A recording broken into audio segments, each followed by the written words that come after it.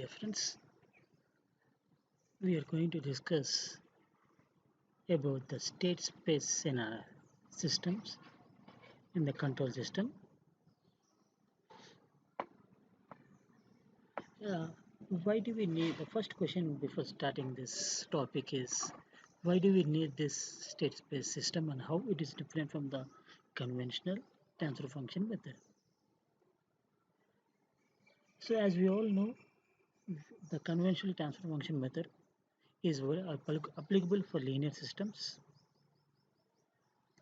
and for the systems for which we have a single input and single output. Basically, transfer functions are defined in Laplace domain and are generalized form of Fourier transforms. In a simple manner, we can say a transfer function approach as a input-output type of a system. In transfer function, we can perform different algebraic properties uh, and we combine them like two blocks in series, two blocks in parallel. Different types of algebraic properties do apply for this transfer function model. But the drawback of the transfer function is it is not applicable for nonlinear systems. We can't analyze the system performance, stability, etc. by when the system is nonlinear. Of course, it can be extended, but it becomes more tricky in nature. And it is, as we said, it is applicable for single input and single output. Can also handle multiple inputs and multiple output system, but it will be more complex in nature. So in order to avoid this, we have introduced a new system that is state space system. So what the state space system is a representation of mathematical model where the inputs, outputs and the states are related by the first order differential equations. So what is the state here? The state is nothing but the internal variables which relates the output and input. There are some mechanical, chemical process or audio signal amplifiers where we have multiple inputs and the outputs, but the outputs depends on some other stages in between, and these stages or variables are called as states. In other words, the output will depend on the type of the input what we apply or the input what we apply and also the present condition of the system, and this present condition of the system is represented in terms of states. These states can isolate the individual system components, strictly speaking not components, they are called as states, into controllable or uncontrollable or observable or unobservable types. So let us see what are the advantages of state space model. The state space model can be performed with initial conditions, whereas this does not apply for the Laplace transformations. The technique can be used for the linear or non-linear time invariant systems or time variant systems. It is easier to apply where the Laplace transformation cannot be applied. And the other easiest part of this other magical part of this method is the nth order differential equations can be expressed as n equations of first order. And the most easiest part and the encouraging part is it is a time domain method. As is a time domain method, this method is suitable for digital computation, which is the most easiest part when compared to analog. So with these advantages, it makes the state space model more flexible when even when the system is non-linear. So how do we obtain the general state space system or the general procedure to obtain the state space model? Yes, as we know, any system is represented in terms of the dynamics, like we have studied in Unit number one, mass, spring, and damper system. The system is represented by the differential second order differential equation. The differential equation is nothing but it's called as dynamics of the system. So any system can be represented by the dynamics of the system. Here, in case of mass spring damping, because mass is written as md square x by dt square, this second order differential equation. So it basically becomes an second order equation. The beauty of the state space system is this second order system is converted into two first order differential equations. So here directly and indirectly what we can understand is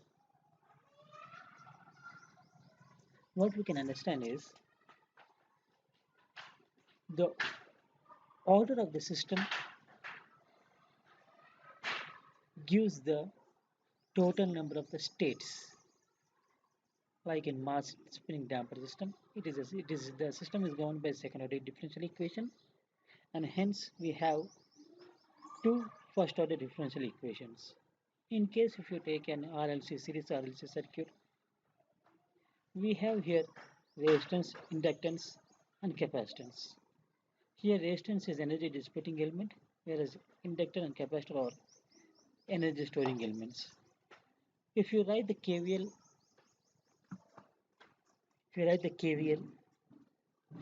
we can describe the system by second order equation. Hence, for a simple electrical RLC circuit, the order of the equation or the dynamics of the system is represented by second order equation. Hence, what we can conclude is the total number of states is equal to the order of the system, or in case of electrical network, it is equal to the total number of energy storing elements. Here in case we are having one inductor and one capacitor, therefore here the order of the system is 2. If we have an electrical system with two inductors and two capacitors, then the order of the system will be 4, and like versa. Let us take a small example to understand this, and then we'll move forward to the exact definition and then representation of what is state and what is state space. Let us take this simple mass spring damper equation, for which it is represented as md square x by dt square plus b into dx by dt plus kx is equal to f, where f is the applied force, p is the frictional coefficient or damper coefficient, k is the compression expansion, and m is the mass. So here the system dynamics is represented with the second order differential equation, and therefore as per our previous discussion we can say the total number of states which we can assume or which we can take are equal to 2. So this differential equation will be now represented in terms of two first order differential equations. Let us see how it is. So applying the Laplace transformation for the system, for the dynamics of the system, it becomes f of s is equal to m s square x of s plus b s into x of s plus k x of s, and the transfer function is x of s by f of s, that is our Laplace of output by input is equal to 1 by m s square plus bs plus k. So generally what we do is to talk about the stability of the system and the performance of damping on natural frequency. We compare this equation with the standard second order system, that is a squared plus 2 zeta omega ns plus omega n square, from which we can calculate the damping and natural frequency. Once the damping and natural frequency are obtained, then we can talk about analyze the performance and stability of the system. And obviously the stability of the system can also be estimated with the location of the roots of this. Now coming to our state space, we are supposed to represent this in terms of two states.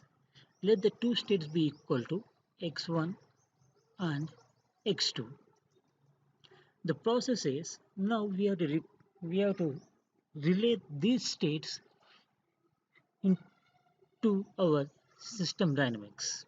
The system dynamic is given by this equation F, and there are two states. Let us now relate these two states with our system dynamics.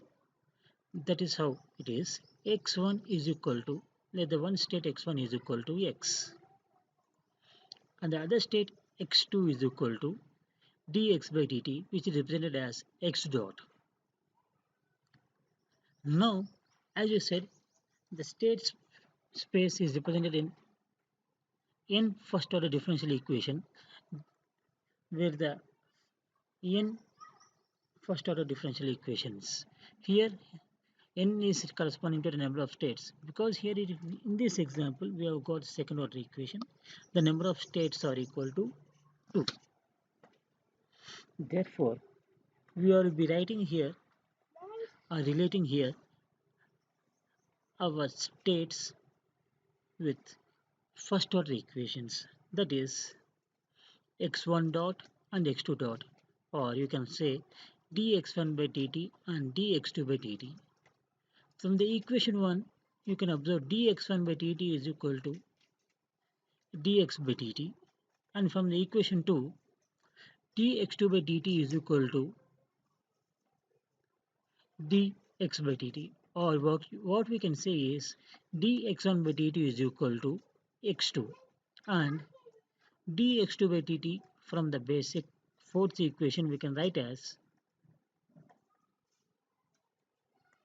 dx2 by dt can be written as d square x by dt square. Substituting this in our fourth equation, we have md square x by dt square is equal to f minus b dx by dt minus k into x. Here, the dynamics of the system is having a coefficient of m dividing by coefficient. Therefore, d square x by dt square is equal to f by m minus b by m dx by dt minus k by m into x. Now, substituting this dynamics here, we have dx by dt can be replaced by x2, x can be replaced by x1. So, this equation x2 dot d square x by dt square by x2 dot. So, x2 dot is having a combination of f by m and the other parameters like b and k, which are actual dynamics of the system. Therefore, this equation is divided into dynamics and inputs. So x1 dot and x2 dot is tabulated in terms of matrix by separating the input. Because x1 dot do not have any input, it is 0, 1, the first row, and x2 dot is divided into minus k by m and minus b by m. So this is how we represent our system in first order differential equation. Now let us exactly see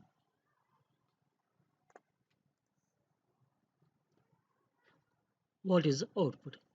As we know, the output is displacement. The output here is represented in terms of y. Y is equal to x, and which is given as x1. Therefore, y is equal to 1, 0, x1 is 2. And finally, we get this. This type of representation of the system is called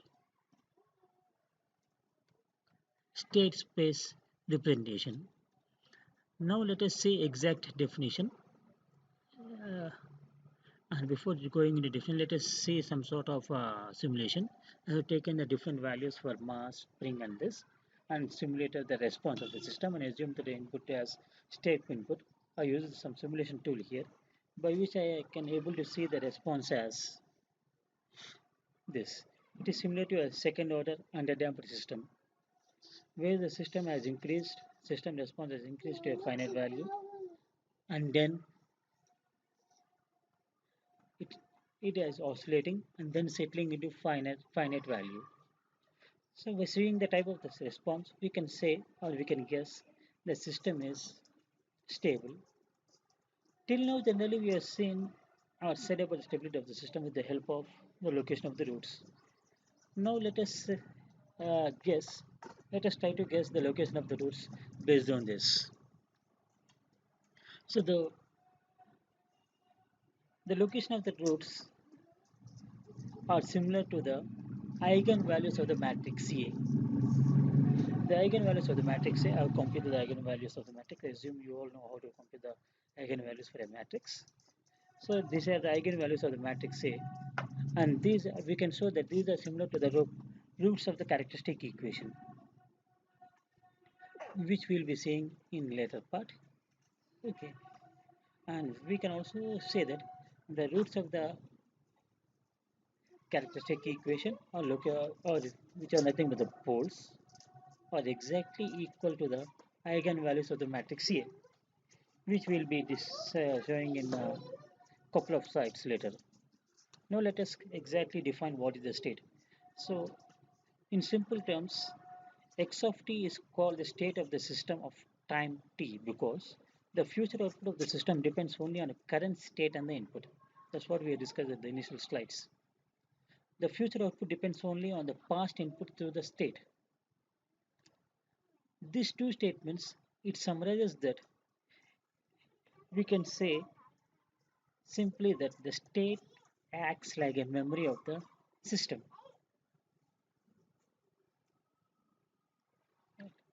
And finally, the general form of state space model is x dot. Dot represents the derivative. So first order derivative is equal to a x plus bu, y is equal to cx plus du. Here the matrix, the A is column, it's A is a matrix of dimension n by n, where n is the order of the system or the dynamics of the system. For example, the second order system, the n is equal to 2, third order system, the n is equal to 3. Then the dimensions of the matrix will become 3 by 3 and 2 by 2. And hence the matrix A is called dynamics matrix. Matrix B is called input because U is nothing but input. Therefore, it is having the coefficients of input. Therefore, B is called input matrix. And B is an column matrix. C is called output, or you can also call sensor or measurement matrix, or output matrix. It is an row matrix. And D is called feed through matrix. Let us not much give our brainstorming towards the matrix D, but these are the things. The same way, x of t is called state vector or the matrix of states x1, x2, x3, so on up to n, and u of t is called input, is the input, and y is the output. So as per a textbook definition, the state of the system dynamics is a minimal set of variables such that the knowledge of these variables at t is equal to 0 together with the knowledge for these inputs for t greater than 0 completely determines the behavior of the system for t greater than 0. Or you can also say, in other words, a set of variables which describe the system at any instant are called state variables. That is nothing but in this x1, the matrix x of t is called a matrix set of variables, state variables.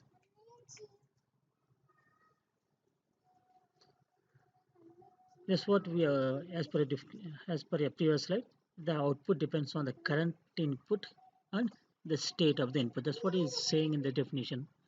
The definition is said in terms of time because it's a time domain. So this is how you represent your block control system input with n inputs and n outputs and n states.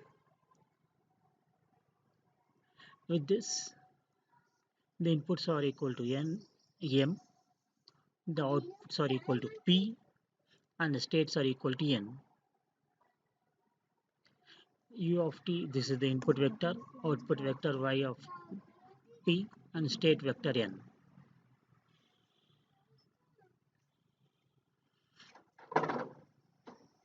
This is the state model of linear time invariant system. This is as per your textbook, it is for your reference. I'll make it simple here. So as we have done with the example of mass spring damper, the same process will apply here, but it is for the nth order differential equation. Nth order differential equation. So taking the nth order differential equation,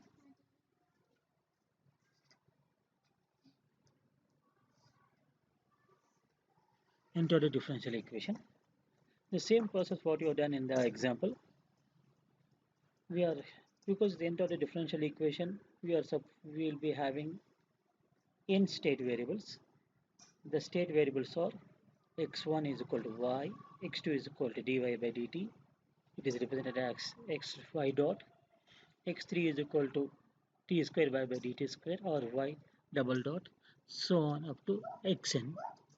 Now our intention is to represent in first order differential equations. The first order differential equations are x1 dot is equal to x2. You can easily understand x1 dot is equal to y dot, and y dot is represented as x2 here. Therefore x1 dot is equal to x2, x2 dot is equal to x3, and so on. Xn minus 1 dot is equal to xn, and the xn dot is obtained from the given dynamic or nth order differential equation. You can just substitute, keep this nth derivative on the left hand side and take remaining all on right hand side and replace with these terms. Then we get this xn dot equation. Now giving this equation a matrix form, we have x1 dot, x2 dot up to so on up to xn is equal to writing the coefficient of x like this, and the output is y is equal to x. This is the basic or standard or generalized form of representing a state space equation. This is called as state model. So here the output is y of t. Y of t is equal to c x of t plus du. The input is the u. So in both equations we are having u. Therefore from input I am taking two blocks b and d, and output is the summation of d into u of t plus c into x of t. Therefore I am supposed to get c, which has to be multiplied by x, but I am having x dot here. Therefore c is multiplied by x. In order to get the x dot, I am using an integrator, so that x dot will integration will give me x, and a feedback to get a into x. So this is how we built our state space model. And the blocks which are used for building the state space model are scalar. This product b is called a scalar, which is getting multiplied, and adder, or you can call summing point. These blocks are called as adders or summing points, and integrator. So this is the different terminologies what we use for building a state diagram or state model. Once we get this block diagram, we can also get the signal flow graph. This is how you can obtain. So let us take a small example. This example is a second order differential equation.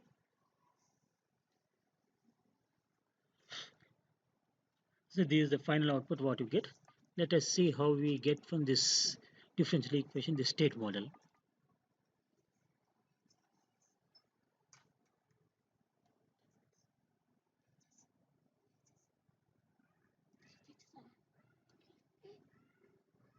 Let us see how we get this state model from this differential equation.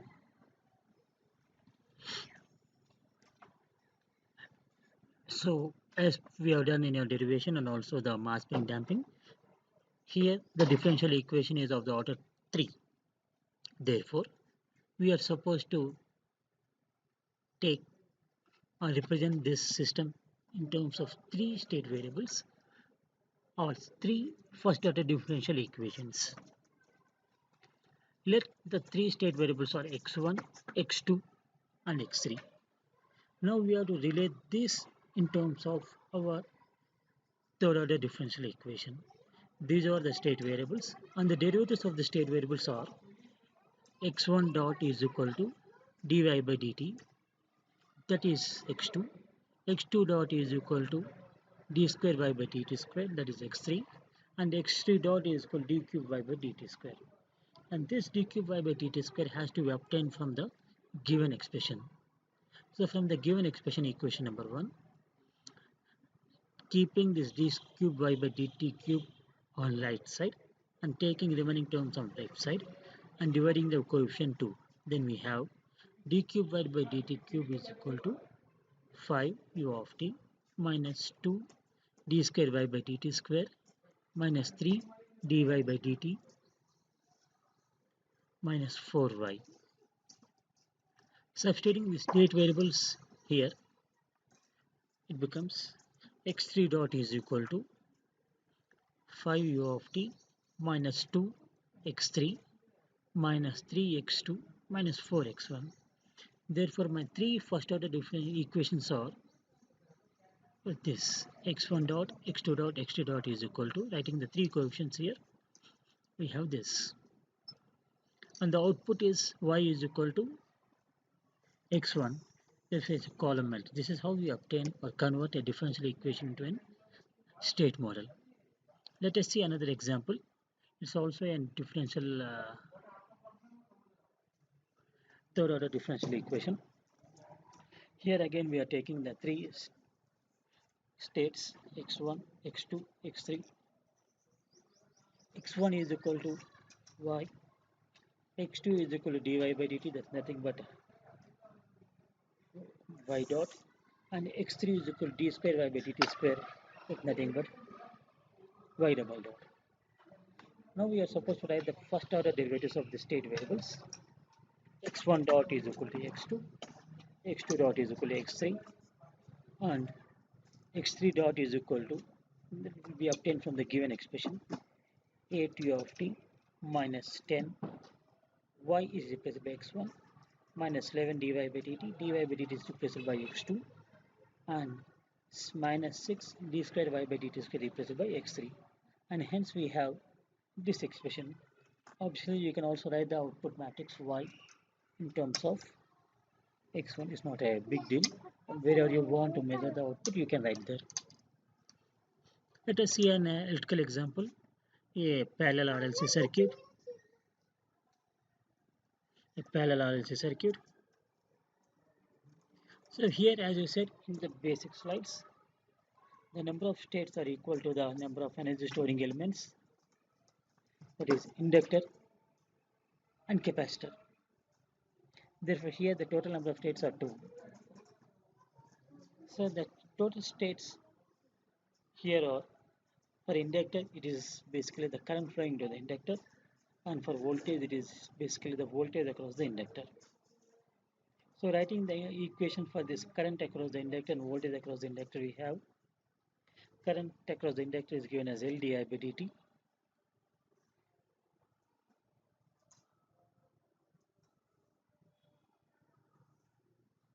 Sorry, correction. The voltage across the inductor is given as L di by dt, which is equal to the voltage across capacitor.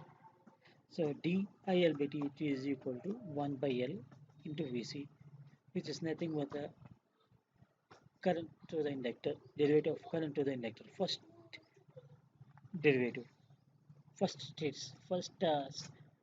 order derivative of the state. The second one is voltage across the capacitor. So for that I am applying my Kirchhoff current law. The total source current is equal to current passing to resistance plus inductance plus capacitance. From this I will write the total current passing in capacitance as IC is equal to IS minus IR minus IL. IC can be written as C dV by dt. IS is kept as it is, and IR is written as V by R, because these are parallel elements. The voltage is equal to the voltage across the capacitor, and IL is kept as IL. Dividing by constant C capacitor, then we have voltage across capacitor as this. So these two are the states, and Hence, we can summarize this as IL and VC, which are the two states current passing to the capacitor inductor and voltage of the inductor as this. Option again, the output is voltage across capacitor that you can measure and write as a matrix Y. These are the example. You can work it as assignment, and the output, the final solution for this is this. Here the states are current to the inductor, voltage across the capacitor C1 and voltage across the capacitor C2. Let the capacitor C1 is 0.25 farads and capacitor C2 be 0.5 farads. Let us take a mechanical system. So here the input is force F of t. We have two mass here, therefore we will be getting two differential equations. Here the states are x1 and x2. x1, x2 are the displacements.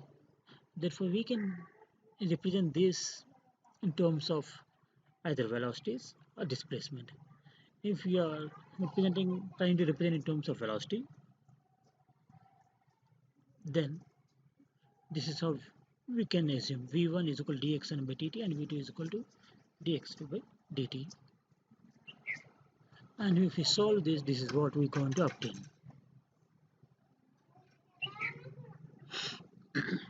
Now let us see, till now we have seen how to get the state space model. Now let us try the different manner, how to get the transfer function from a given state space equation. The state space equation x dot is equal to ax plus bu and y is equal to cx plus du. So let us see how to get, once a state space model is given, how to get the transfer function.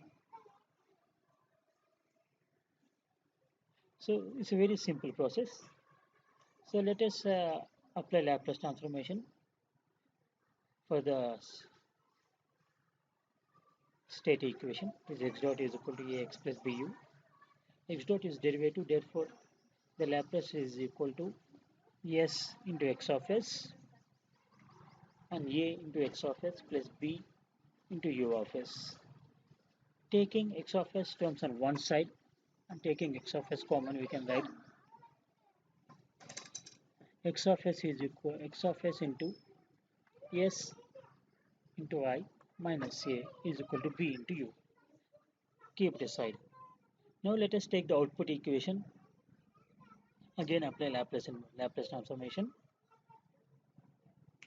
Y of s is equal to c x of s plus d u of s. Correction, is not u of x, it is u of s. So substitute your x of s equation in output. You have c si minus a inverse into b into u of s plus d into u of s. Taking u of s common, y of s by u of s is nothing but the output y of s by input u of s is equal to c si minus a whole inverse into b plus d. This equation is the one which will give you the transfer function, because Laplace of y of s output by Laplace of input u of s is called transfer function. Let us take a small example and check it how it. Let us take a small example and check this or solve this.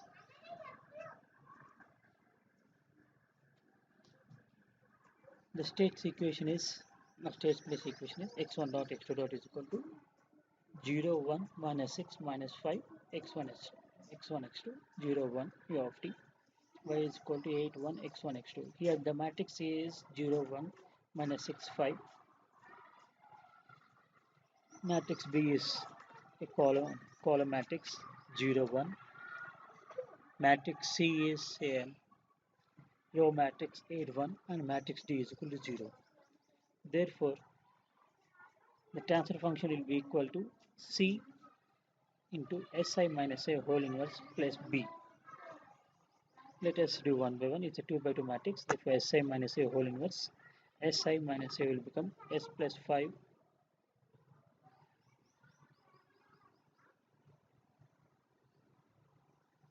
This is how we get here.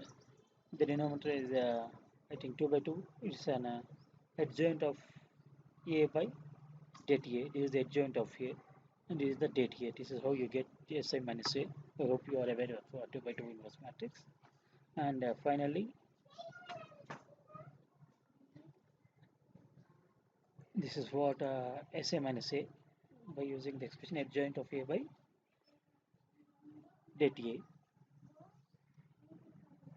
and C into Si minus a into P. This is what it is, and we finally get this. This is the transfer function what we get. So this is how you convert your given state space into transfer function. So now the eigenvalues of A and relation to the poles. In starting slide we said the eigenvalues, the roots are equal to the eigenvalues of A. Let us check how it is. Because this is the transfer function y of s, the transfer function is C. Y of s is equal to y of s by C, or u of s is equal to C Si minus a into B plus D. If we write this Si minus a whole inverse as adjoint of Si minus a by mod Si minus a and take LCM, this is what we get. So here the denominator is Si minus a, and the characteristic equation is mod Si minus a is equal to 0. This is nothing but this is how we calculate the eigenvalues or eigenvectors. Therefore, we can say that the characteristic equation is equal to the, as per our definition, this is the characteristic equation, Laplace of output by input. So the denominator equal to 0 is called characteristic equation, and this is this. So there's the roots of the characteristic equation of transfer function are same as eigenvalues of A matrix of an equivalent state space model. For your convenience, we have done another example so that you can understand more better.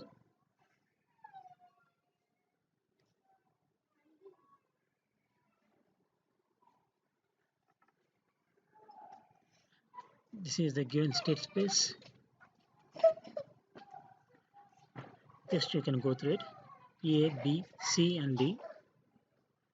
Si minus a whole inverse into B. Just substituting. Then we get this as the final transfer function. This is the other example which you can try to solve and you can try to obtain. This is for your practice. A third order differential equation. This is how you write the three states x1, x2, x3, and this is what finally we get the ABCD. And this is the final transfer function what we get. These are the roots of the characteristic equation. Also, these are the eigenvalues from which we can say both are similar. You can try and check it as an assignment. So this is what we have seen today.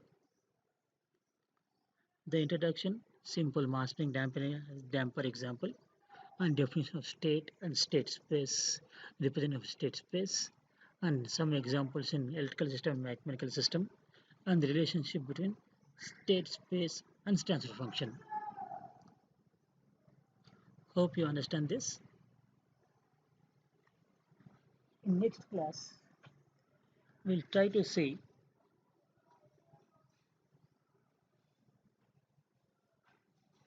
state space representation using canonical form, and also along with that we'll also see some of the examples, our familiar examples, state space representation of armature controlled DC motor and field controlled DC motor. These are the topics which we are going to see in our next class. Thank you. Have a nice day.